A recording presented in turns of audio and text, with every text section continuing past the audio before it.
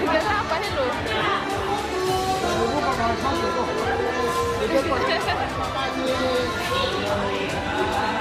Makin lama makin baik.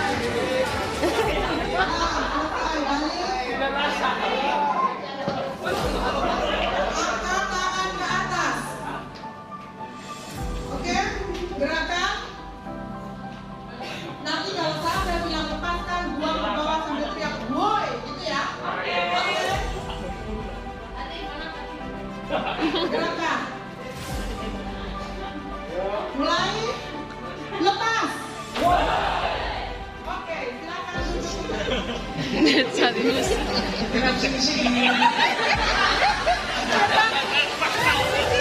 Musuh nih ketawa kayaknya. Ada 6 kesumat. Jasi. Ya, Udah cari. Siap, Sa. Gajah, semut, gajah.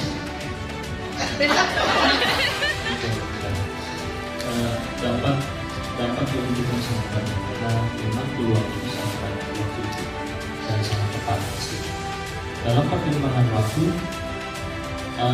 produksi bunga ikan makin banyak. Nah, juga saya harus melihat potensi lain pastinya. Hanya kadang ketika keuntungannya yang itu sekitar 100 ton di tahun 2005. Nah, setelah orang tua saya meninggal desa, maka maruah untuk pengembangan dan tulang desa dan pokoknya hilang.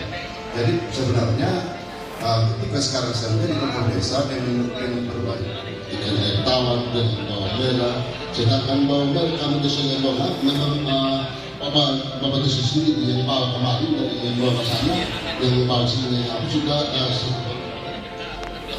jadi bumbunya pada kilo. Jadi kami dari komisi juga kami masih cari kepada dia pesawatnya karena misalnya yang bawa kan ada salah satu apa kalau ada yang berbeda tahun sampai nanti malam itu saya dengan persis untuk kemudian kita bisa memberikan semacam motivasi kepada pelaku-pelaku di desa baik di kelompok ataupun baik perorangan untuk bisa mencari peluang di luar seperti itu. Tentu kita masih memiliki kemampuan banyak. Dan terakhir saya mau sampaikan bahwa merubah mindset seseorang bisa dilakukan di rumah. Jadi kita tidak pikir ongkos. Sedangkan kalau di kampung kita kali hitung ongkos per item. Jadi mungkin kendalanya di situ saja. Sedangkan kalau untuk usahanya sendiri kita tergantung pada peluang ya. Kalau orang lagi musim panen padi, biasanya kita jualnya bukan beras lagi, tapi kita lebih perbanyak kayak macam kopi gula gitu. Tapi kalau sudah selesai musim panen, kita jualnya beras.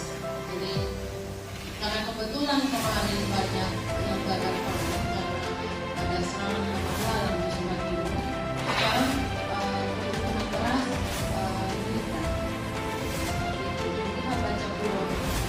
Kita harus pintar-pintar baca peluang bisnis. Ini bisa menjadi saya. Terima kasih sharingnya. Ada lagi yang bisa sharing tentang usahanya? Boleh. baik, terima kasih. Tadi di antara sharing mengenai kendaraan berkaitan dengan usaha kita gitu. Jadi kebetulan kami kan dari kampung. Secara otomatis kehidupan di kampung itu berbeda dengan kehidupan di kota. Ini berkaitan dengan kendala. Nah, apa kendala itu? Berkaitan dengan hubungan antara masyarakat di kampung dalam hal saling membantu. Sebetulnya membantu itu adalah hal yang paling baik. Tetapi saling membantu dari sisi usaha berkaitan dengan usaha juga menjadi hal yang tidak baik. Kenapa tidak baik? Ketika orang meminta bantuan, saya pelaku usaha. Ketika orang meminta bantuan karena rasa iba, rasa ingin membantu, kemudian saya memberikan kepada dia ya kasarnya hutang gitu. Itu secara otomatis, secara berkelanjutan itu sebetulnya menjadi kendala di kampung. Saya tidak berbicara di wilayah kampung. Itu menjadi motivasi tinggi bagi kita sebagai pelaku-pelaku desa. Hal yang selanjutnya juga saya sampaikan khusus kepada kita sekalian, jangan pernah merasa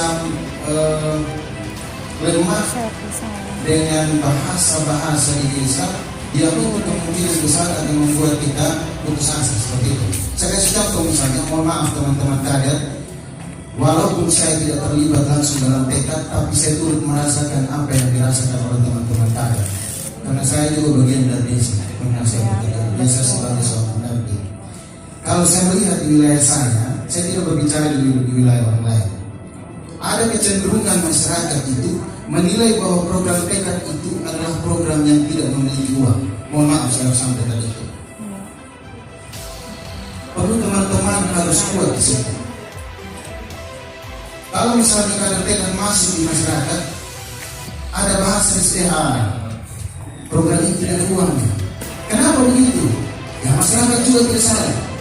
Karena dari dulu pola pikir masyarakat itu ketika ada program masuk desa, maka secara otomatis orientasinya adalah bantuan, orientasinya adalah uang. Bukan sekedar datang untuk memberikan semangat berswadaya, semangat berusaha dalam kelompok ataupun perorangan untuk menghasilkan yang kita inginkan dalam hubungannya dengan peningkatan perekonomian masyarakat. Dan ini memang penting. Saya secara pribadi kebetulan terpilih sebagai kepala desa Kebayoran Merah. Hari ini saya menyatakan secara total saya akan dukung program tekad. Itu pasti. Dan perlu juga saya tegaskan bahwa jangan pernah ada pengaruh bahwa dari desa itu nebeng, program tekad itu nebeng di desa, tidak seperti itu. Kita adalah pelaku-pelaku yang punya kepentingan yang sama untuk membangun desa itu. Soal sumber dana apapun itu dan dari mana datangnya, itu bukan jadi urusan kita. Yang jadi urusan kita adalah target kita, apa yang kita mau dapatkan. Kalau kita mau bangun BUMDes, kalau kita mau bangun kelompok-kelompok di masyarakat, kalau kita membangun ekonomi masyarakat kita, ekonomi rumah tangga, kita pakai itu target. Yang intinya kita berproses. Dan yang terakhir, saya mau sampaikan begini. Tadi video-video yang ditampilkan itu secara jujur ya sedikit membuat kita berhayal sebetulnya. Tapi menurut saya paling tidak kita berproses untuk mencapai seperti misalnya di Jogja. Dulu pernah saya juga di Jogja, itu Bunda Sponjong namanya, di Gunung Kidul juga. Untuk itu Kewer. Ayo. Wow, semangat ayo. Ayo yang masih duduk, ayo gerak dulu. Bapak-bapak, mama-mama, ayo gerak dulu. Ayo, kita biar sehat. Ayo yang belakang masih duduk, ayo berdiri kita.